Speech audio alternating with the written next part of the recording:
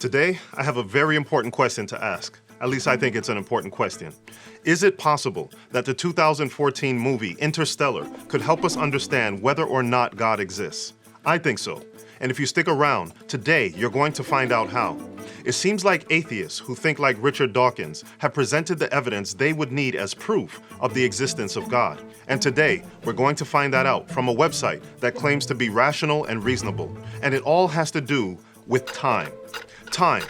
Everyone's obsessed with it. We can never get enough of it, and we all wish that we could get some back. This obsession has led to countless books and movies focused on using time to fix past mistakes, from Back to the Future to Interstellar. The obsession with time seems to be getting more and more intense.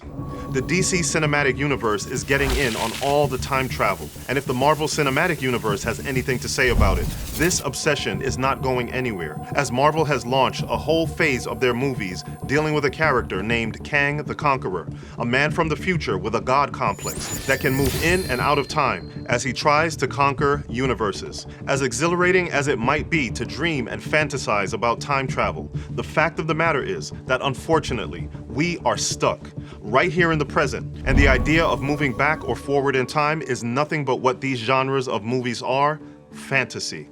While we can't move in and out of time, what if we could use time to understand perhaps the largest question that we can ask? And that question is, does God exist? What if time held the answer to this question that has plagued so many for centuries? I believe that it does. And if you saw our last video in this series, you know that I said that if God exists, then there are only 4 ways that he could prove his existence to us: emotionally, morally, physically, or intellectually. And of all of those choices, there is one in particular that can show if God is real and which God is real. If you give me a couple of minutes, then you get to find out which one and why. But I want to ask you 3 questions first. Number 1, who won the presidency in 2016? That would, of course, be Donald Trump. Okay, next question. Who is the president right now? As of this recording in 2023, the president is Joe Biden. But if you're watching this in the future, then you should know who the president is at your time. Now, the last question. Who is going to be the president of the United States in the year 2524? I'll give you a second. No pun intended. Obviously, you don't know the answer to that question, because that's 500 years in the future. But you knew the answer to the other 2 questions, because that deals with the past and present. This is because as humans, we are natural, and we are subject to the natural laws of time and space, which means that except for some camera trickery, we can't be here and there at the same time. We can only know the present and the past. This is a key valid reason point that I don't want you to miss, and please don't forget it. Knowledge of the present and the past is natural, which would make knowledge of the future supernatural.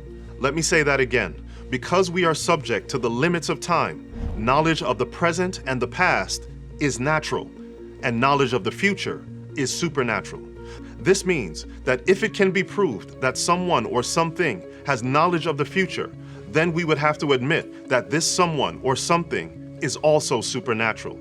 And this is not just my opinion. This is also the opinion of many atheists. Take a look at this article from the Rational Wiki website. This website is basically like Wikipedia for rationalists. And as you can see, their logo is a brain. So they must really want us to reason and think. So let's do just that.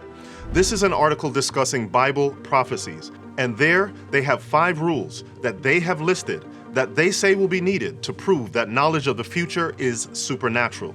And trust me, you need to see this. Number 1, it must be accurate.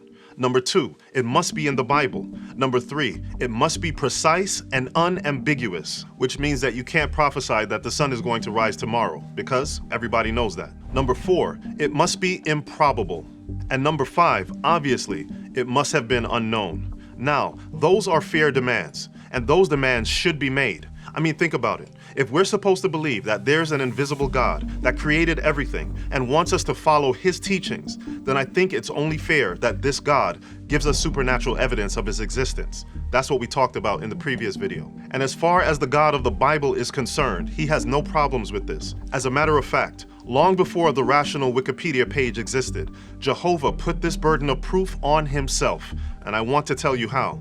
Most of you know who Muhammad Ali is. He's considered by some to be the greatest boxer of all time. He was great He was really good at what he did, and he knew it, and he loved to tell people about it. Am I the greatest of all times, Muhammad? Everybody stop talking now. Attention. I told you, all of my critics, I told you all that I was the greatest of all time. Want to be Sunday, listen. I told you today, I'm still the greatest of all time. Never again defeat me. Never again say that I'm going to be defeated. Never again make me the underdog until I'm about 50 years old. Some people call that arrogance, and others call that confidence.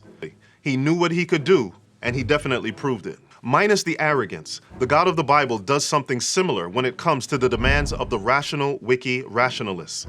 Much like Muhammad Ali that would challenge his competitors, the God of the Bible issues a challenge to the other gods to prove that they are gods. And I promise you, there is no circular reasoning in this challenge. This is what it says. I am the Lord, that is my name.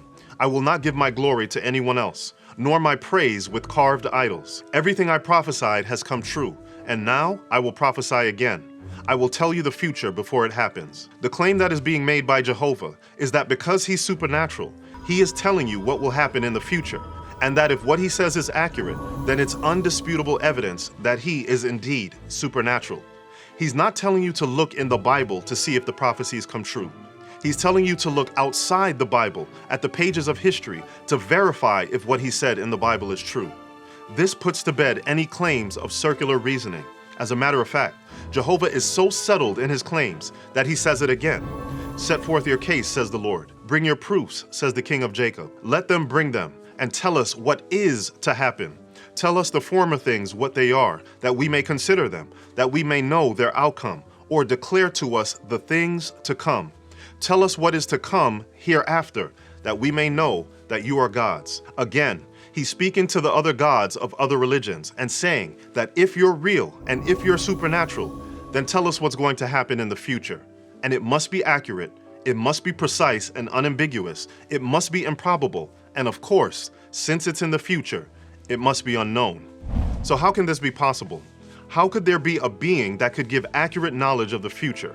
The answer to this question is actually simple, and funny enough, it was mentioned in the movie Interstellar and in a Bible verse. Now, I'm not saying that movies should be a source of truth, but in this YouTube clip from the movie Interstellar, you're going to see an idea that's proposed, and you're also going to see that the exact same claim is made by the Judeo-Christian God. Now, before we look at the clip, let me set the stage. Interstellar is a 2014 science fiction film co-written, directed, and produced by Christopher Nolan. The film follows a group of astronauts who travel through a wormhole near Saturn in search for a new home for mankind. Basically, they're looking for a new planet to live on because Earth can't sustain life for much longer. The plot of the movie goes on to state that humans from the future have evolved to the point that they can communicate backwards in time, and that they have, and I quote, the ability to time travel. Now, with that in mind, here's the clip. The beings that led us here, they communicate through gravity, right? Yes. Could they be talking to us from the future? Maybe. Okay, if they can. They are beings of 5 dimensions. Right? To them, time might be another physical dimension. To them, the past might be a canyon that they can climb into, and the future, the mountain they can climb up, but to us, it's not, okay? I get it. It's fiction, right? But just hear me out. They're basically saying that there are beings that experience time differently than the way that we do, because we cannot go back to the past and we cannot see into the future. However, what if there really is a being that is not bound by time? That being would be able to prove his existence by telling us the future. And the claim for how this is possible is given in Isaiah 57, verse 15, which says, "For thus says the high and lofty one, who inhabits eternity." The Judeo-Christian God is making the claim that he, and I quote, inhabits eternity. In other words, he's claiming to exist outside of time as we experience it, similar to what was put forth in the movie Interstellar. He's claiming to exist in the past, present, and future at the same time. This claim is also made in Revelation chapter 1, verse 8, which says, "I am the Alpha and the Omega, the beginning and the end, says the Lord, who is, and who was, and who is to come, the Almighty." I hope you caught that. The beginning and the end.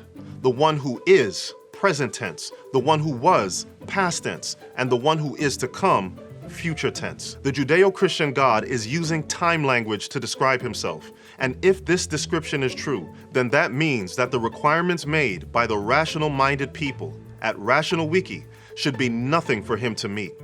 The Judeo-Christian God is in complete agreement with the Rational Wiki page and the demands that are being made.